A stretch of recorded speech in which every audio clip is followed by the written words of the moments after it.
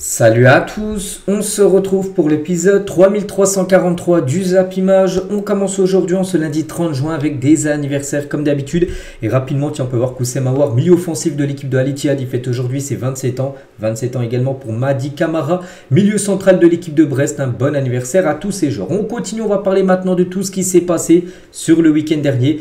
Et avant de parler de la Coupe du Monde des clubs, on va parler rapidement de la finale de l'Euro Espoir. C'était samedi soir entre l'Angleterre Espoir et l'Allemagne Espoir. Et c'est l'Angleterre qui s'est imposée 3-2. Dans cette rencontre, on peut voir les buteurs. Par exemple, Harvey Elliott a été buteur, le joueur de Liverpool. Jonathan Reu a été buteur, le joueur de l'Olympique de Marseille. C'est lui qui a inscrit le troisième et dernier but de cette rencontre, qui scelle la victoire des Anglais. Donc félicitations à l'Angleterre Espoir pour cette victoire et surtout pour ce titre de l'Euro qu'ils viennent de remporter.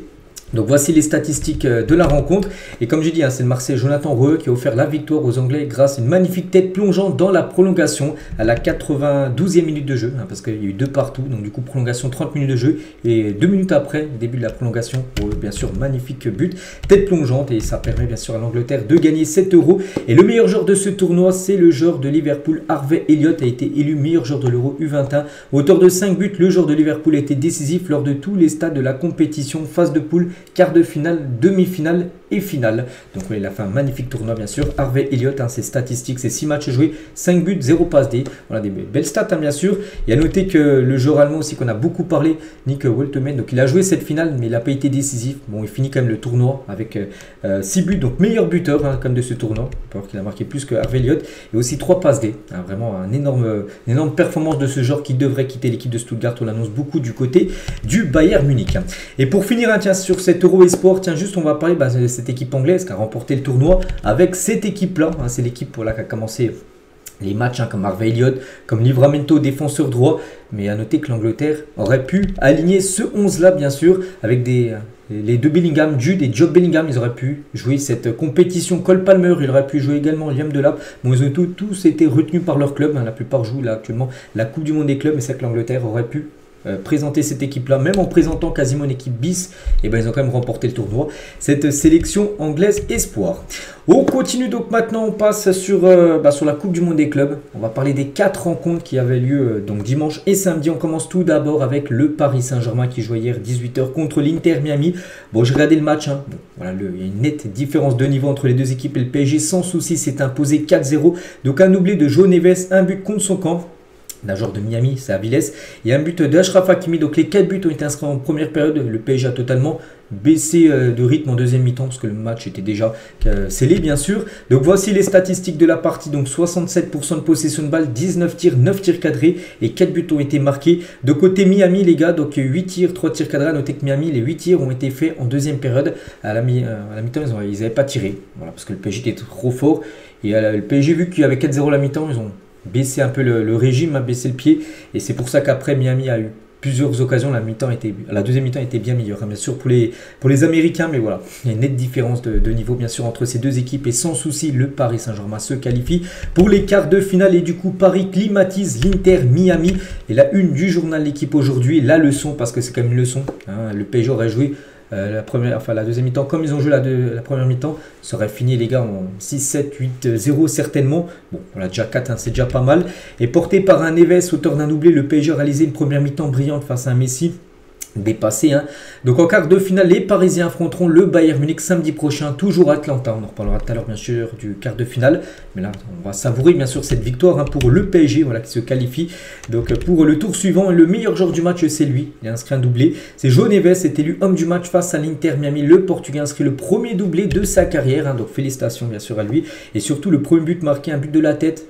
Il est pas très grand, João Neves, il doit faire peut-être 1m70, mais voilà, il a marqué quand même quelques buts cette saison de la tête. Donc là, il avait marqué un aussi très important contre Manchester City il y a quelques mois en Champions League. Donc voilà, petit peut-être par la taille, mais grand par le talent bien sûr.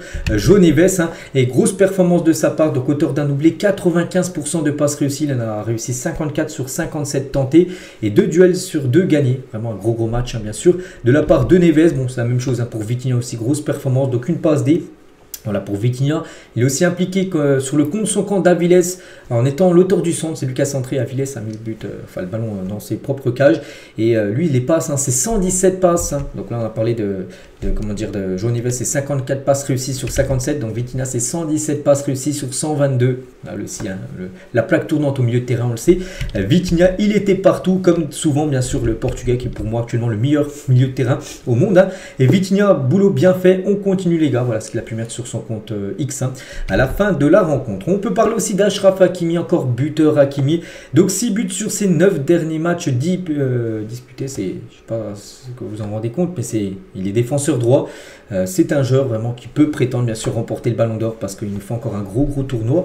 Achraf Hakimi. Bradley Barcola à la fin du match, il a dit quand on est en forme comme ça, personne ne peut nous arrêter. C'est avec le PSG quand même impressionnant. Bon là, le prochain match sera vraiment le gros match hein, pour le PSG avec le Bayern en face. Vraiment, c'est un gros test. Mais là, pour l'instant, pratiquement toutes les rencontres, à part Botafogo où Paris a perdu, mais Paris avait quand même dominé la rencontre. Donc le PSG a chaque fois été au-dessus de son adversaire. On verra hein, lors du quart de finale hein, qui attend les Parisiens.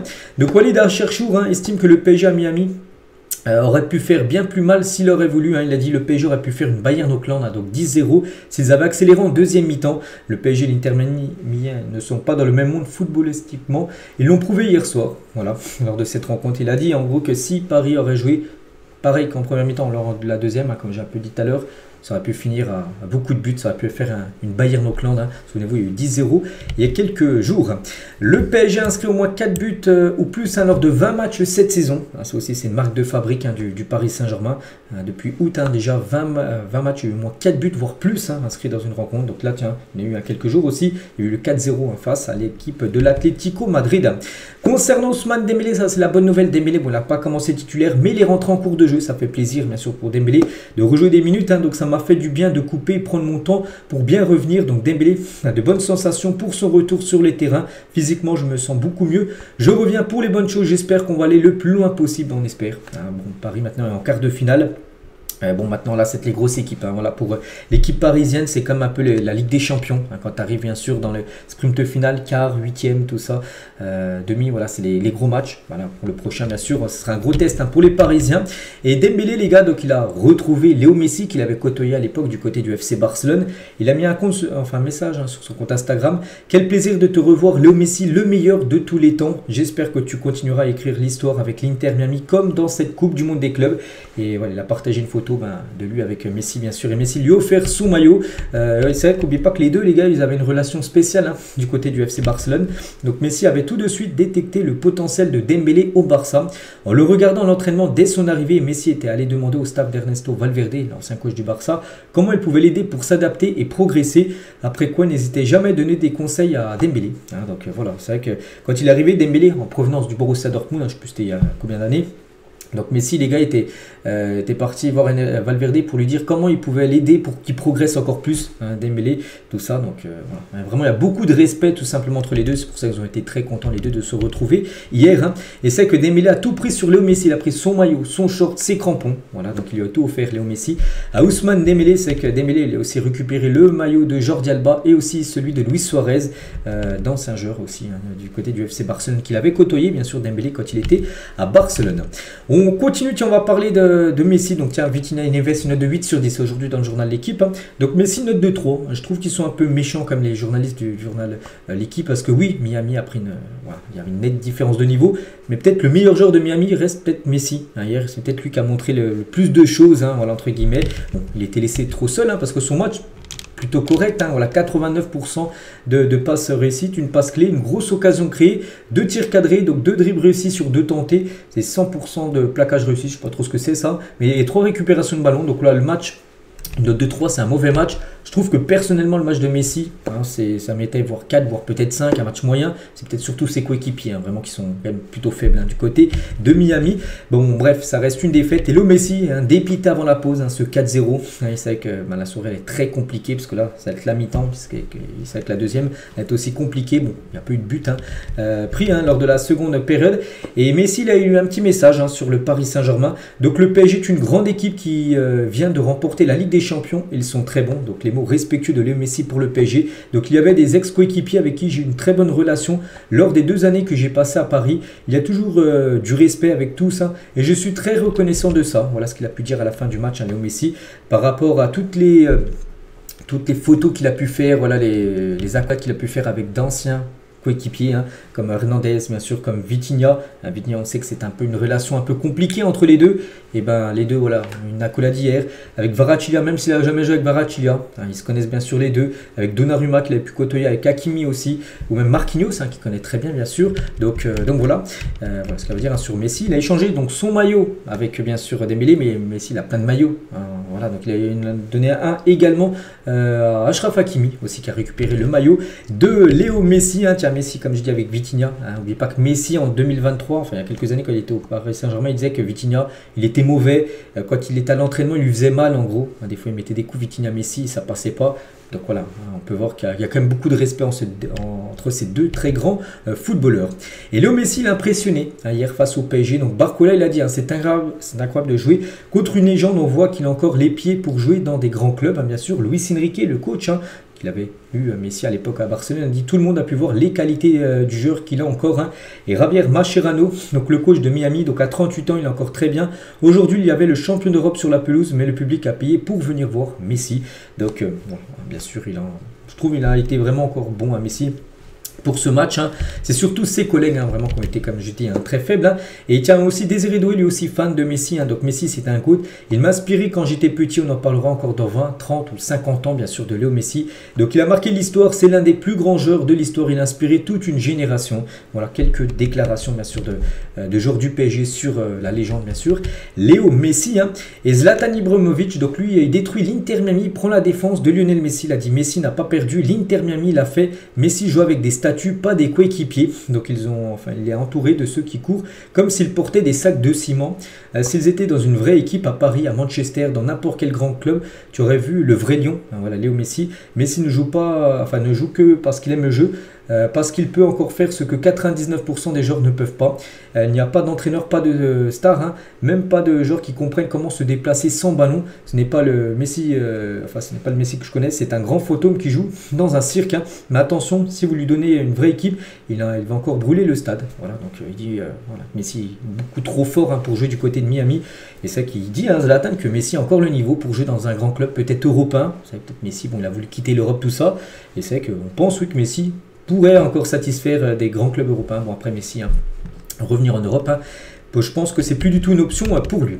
Toujours avec Léo Messi, hein, bien sûr. Hein, donc, tiens, il y avait pas mal de haters, hein, donc des personnes qui n'aiment pas trop Messi. Regardez, ils ont amené une photo de Pessi. En gros, c'est un peu un troll, on va dire, sur Twitter. Donc, voilà ce qu'on pouvait voir, hein, des banderoles de Léo Messi dans les tribunes. Et il y a beaucoup, bien sûr, aussi de supporters qui sont venus. Ils ne sont pas fans du PSG, peut-être même pas fans de Miami, mais fans de Messi.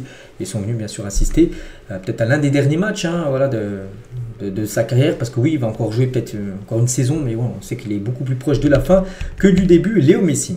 Toujours sur ce match, hein, donc le PSG se met dans un bourbier, donc le comté espagnol du PSG était obligé de se justifier après un tweet sur le premier but de Neves contre l'Inter Miami.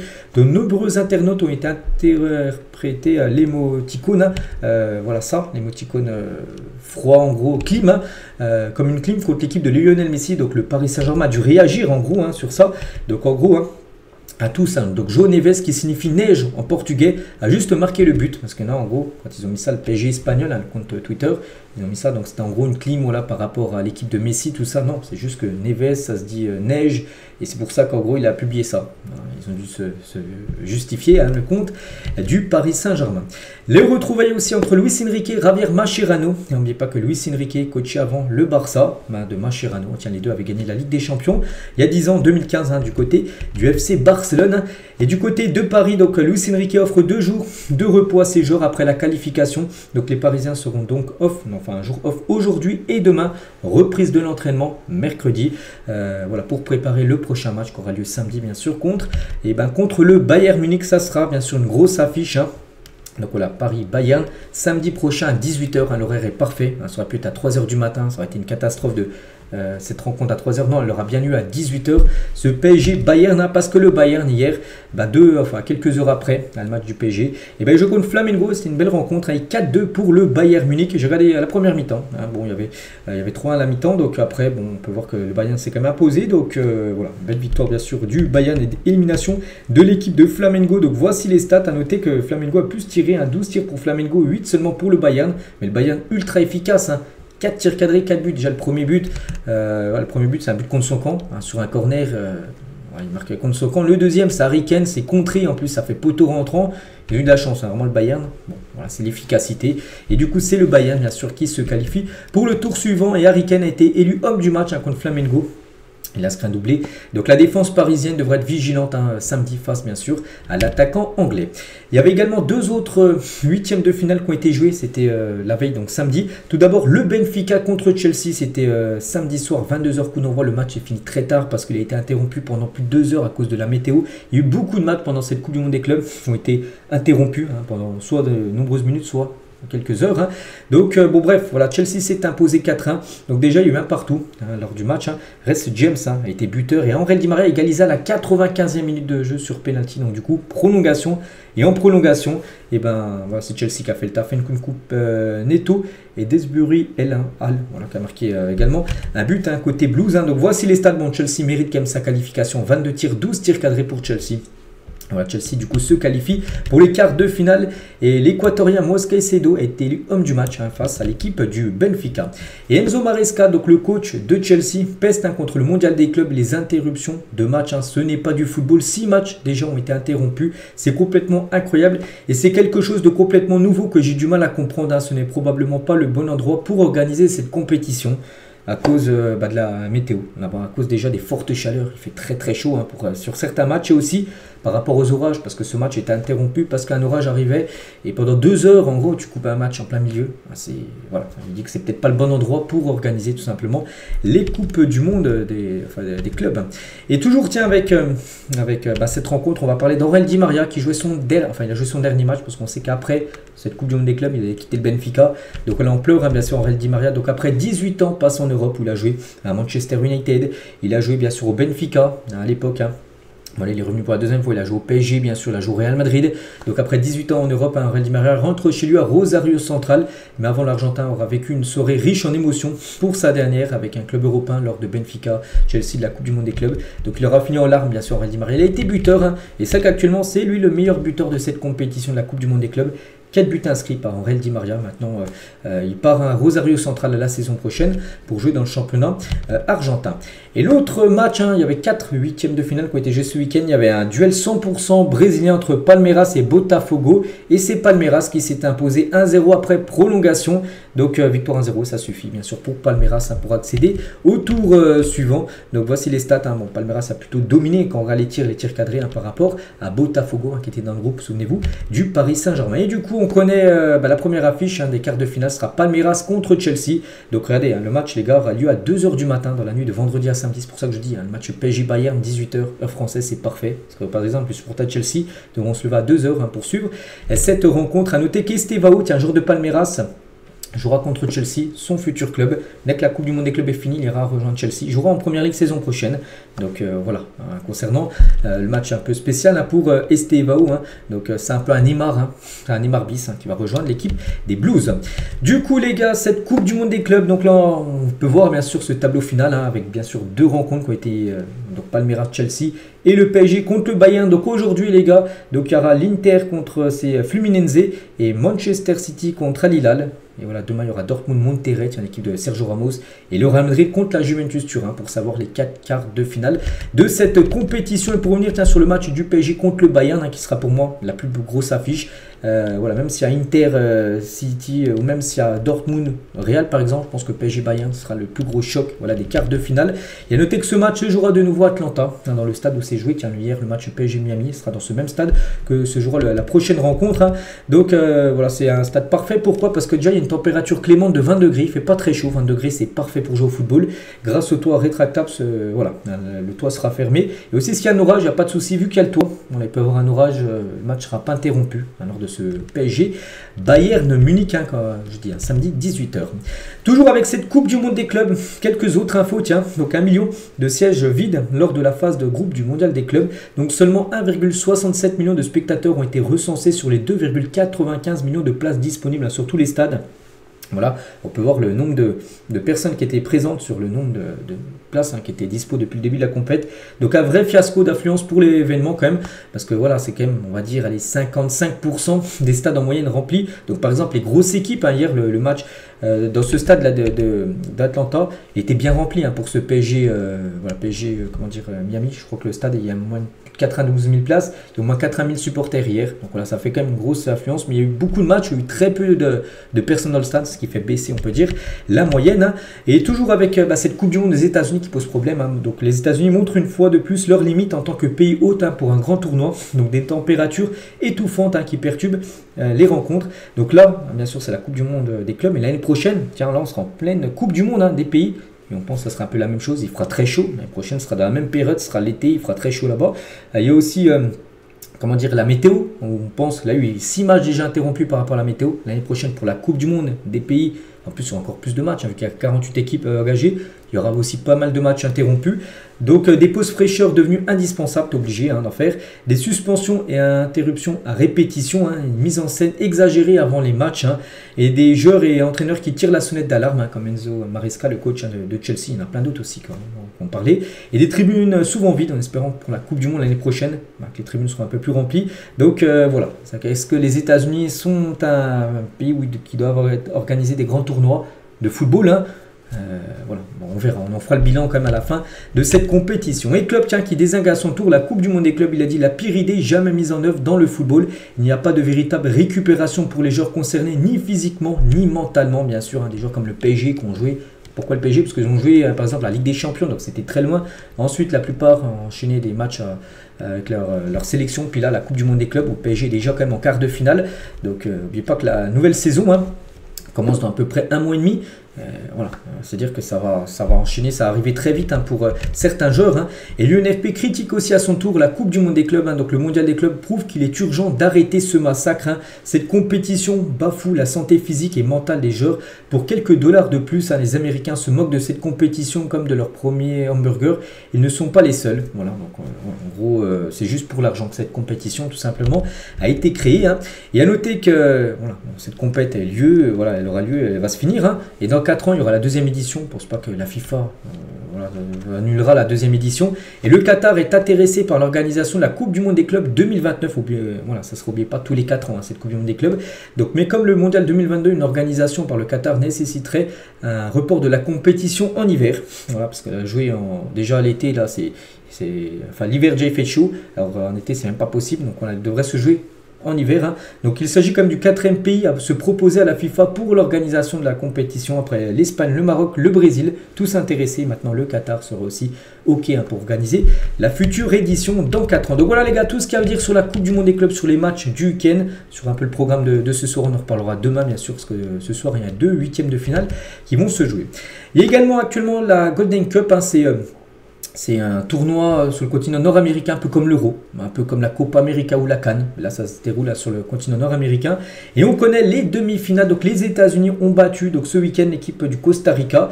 Le Canada, ça c'est une sacrée surprise, s'est fait éliminer par le Guatemala. Le Canada était quand même un favori. Du coup, ça fera un États-Unis-Guatemala en demi-finale. Et du coup, le Mexique élimine l'Arabie Saoudite, qui a été un pays invité, plutôt. Voilà, parce que l'Arabie Saoudite n'est pas sur le continent nord-américain. Et le Honduras a éliminé le Panama. Donc, du coup, Mexique, Honduras et USA, Guatemala en demi-finale de cette Golden Cup. On continue les gars avec une très grosse info. Tiens, je l'ai prise cette info juste avant de faire ma vidéo. Et c'est officiel, John Textor démissionne de son poste de président de l'Olympique Lyonnais par rapport à tout ce qui se passe là ces derniers temps. On sait qu'il est beaucoup mis de côté. Les supporters ne veulent plus du tout de John Textor. Ça y démissionne les gars. Donc pour l'instant, ça sera Michel Kanga. Donc la présidente de l'OL Lyon, sera la présidente pour l'instant de l'Olympique Lyonnais, des femmes et des hommes. Voilà, pour l'instant, peut-être un nouveau président débarquera. Voilà, John Textor, les gars, démissionne de son poste de président de l'Olympique Lyonnais par rapport, vous savez que Lyon pourrait jouer en Ligue 2 la saison prochaine. On continue, on va parler un peu maintenant mercato. Et ce week-end, il y a eu pas mal de belles choses niveau mercato. Et tout d'abord Paul Pogba, ça y est, c'est officiel. Paul Pogba signe librement à l'AS Monaco. Les premières rumeurs ont intervenu à peu près une dizaine de jours que Monaco était intéressé, tout ça, et c'est 10 jours après, c'est fait, c'est officiel. La Pioche va découvrir la Ligue 1, donc il avait déjà joué dans un club français à l'époque, c'est Le Havre où il a été formé, mais je crois que Le Havre n'était pas en Ligue 1. Donc là il va découvrir le championnat de première division française. Paul Pogba, sacré coup, déjà pour Monaco, qui accueille le joueur gratuitement, et aussi pour la Ligue 1, c'est une tête d'affiche les gars. Paul Pogba, c'est une superstar du football, et débarque à 32 ans en Ligue 1, ça c'est une bonne nouvelle pour le championnat français. Donc ça sera le numéro 8 dans le dos pour Paul Pogba. Donc voilà, vraiment on a hâte de le voir du côté de l'ASM qui jouera en plus la Ligue des Champions saison prochaine. Donc Pogba était en larmes au moment de signer son contrat avec Monaco. Il revient de tellement loin, bien sûr, Paul Pogba. Il a dit c'est comme si je signais aspirant. Donc l'excitation de Paul Pogba avant de signer à Monaco, malgré l'expérience qu'il a. Tant que je n'ai pas mis le maillot, le short, j'ai les mains moites carrément. C'est un stress positif. C'est comme si tu avais signé aspirant. En gros, c'est comme si tu signais dans un centre de formation. Tu es tout jeune, tu as 14 ans, tu signes dans un grand centre de formation. Il a un peu, voilà, c'est un peu comme ça pour Paul Pogba. Tu quittes ta famille pour aller au centre. C'est un peu ce que j'ai ressenti voilà, du côté de Monaco. Il a toujours eu du talent à Monaco. Il livre ses souvenirs de l'ASM. Donc le jeune Pat, donc Patrice Evra, Henri, Yaya Touré, Jérôme Roten à l'ancienne. Quand on regardait aussi Adebayor, Trezeguet, Bernardo Silva, Thomas Lemar, Gallardo Giuli, Morientes. Donc voilà, en gros, il énumère plein d'anciens joueurs, bien sûr, qui ont réussi du côté de Monaco. On le souhaite qu'ils réussissent du côté de l'ASM. Et c'est que c'est un joueur quand même qui n'a pas joué depuis longtemps. Son dernier match officiel, les gars, c'était le 3 septembre 2023. On est... Voilà, c'est le 3 septembre, là c'est bientôt, c'est dans 2 mois. Donc ça fait quasiment 2 ans qu'il n'a pas joué le moindre match officiel, bien sûr, à Paul Pogba. Donc c'est un pari quand même pour l'équipe de l'AS Monaco. Mais son préparateur physique de Paul Pogba, choqué de la mise en forme du français. Donc son corps s'est resculpté. Il est devenu très costaud avec des abdos en béton, c'est incroyable.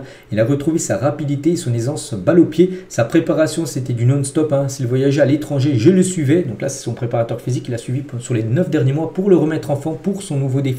l'AS Monaco. Il a dit donc quand il partait à l'étranger, il le suivait bien sûr. Même quand il prenait un peu de repos, travaillait quand même.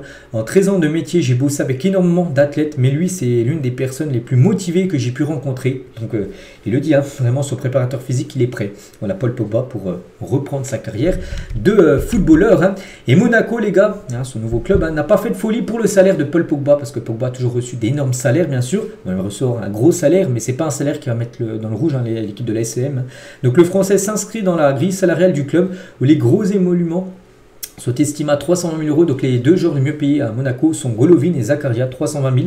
Il va toucher à peu près le même salaire. Voilà, donc c'est pas un salaire plus de 1 million qui touchait par exemple à l'époque du côté de Manchester United. Non, ce sera un salaire de 320 000 euros par mois pour Paul Pogba.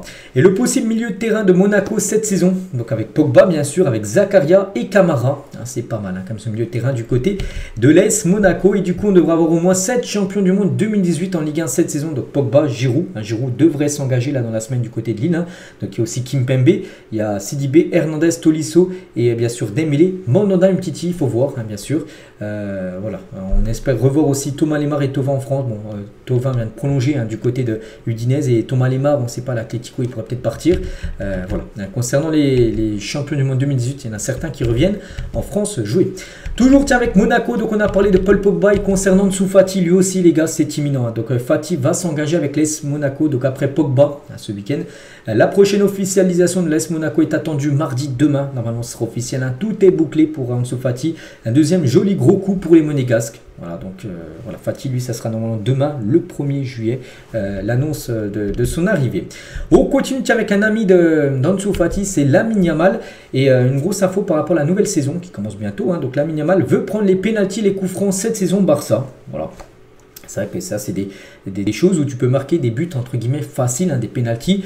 Quand tu les tires, tu as quand même une grande chance de marquer. Et voilà, au stade en fin de saison, ça peut ramener du poids, par exemple, pour remporter le ballon d'or, bien sûr. Donc voilà, Lamine Yamal veut prendre les coups francs, les pénaltys la saison prochaine du côté de Barcelone. Et Lamine Yamal, tout au long du week-end, il est souvent actif sur ses réseaux sociaux. Et mon numéro, mon histoire, le 19, voilà, story de Lamine Yamal sur Instagram. Voilà, le 19, un numéro de maillot, parce qu'on sait que Lamine Yamal devrait avoir un nouveau numéro de maillot, d'arrêter le 10. Le 10 c'est Ansu Fati, on sait que Fati va partir à Monaco, du coup le 10 va être dispo. Et Lamine Yamal devrait prendre le 19, un peu comme Messi. Messi avait le 19 à l'époque, il est passé au 10. c'est la même trajectoire pour Lamine Yamal. Bon, pour l'instant, il dit mon numéro, mon histoire le 19, mais il a mis d'autres photos Instagram avec, sans rien mettre, juste une photo de Maradona à l'époque avec le numéro 10 dans le dos. Voilà, on peut voir un peu le 10 là un peu de côté, donc oui, ça va peut-être montrer que c'est son certainement futur numéro. Et Lamine, tu ne mérites pas seulement le numéro 10, donc c'est son père, le père de Lamine Yamal, a l'air d'être au courant de quelque chose. Il dit que tu ne mérites pas seulement le numéro 10, ce qui veut dire que son fils va avoir le numéro 10. Normalement, ce sera officiel le 13 juillet prochain, l'anniversaire de Lamine Yamal, le 13, dans maintenant 14 jours, et ben Lamine Yamal aura enfin ses 18 ans. Toujours avec Lamine Yamal, un autre ami à lui, on a parlé de Fati, il y a aussi Nico Williams. On sait que Nico Williams pourrait débarquer du côté du Barça. Et une fresque représentant Nico Williams, de nouveau dégradée par les supporters de Bilbao, c'est fou. C'est la 3e fois que ça a été dégradé. Voilà, donc Nico, tu peux partir. Première fois, elle a été dégradée. Deuxième fois, pareil. L'artiste est venu dans la nuit même, ça a été dégradé. Et là, la même chose ce week-end.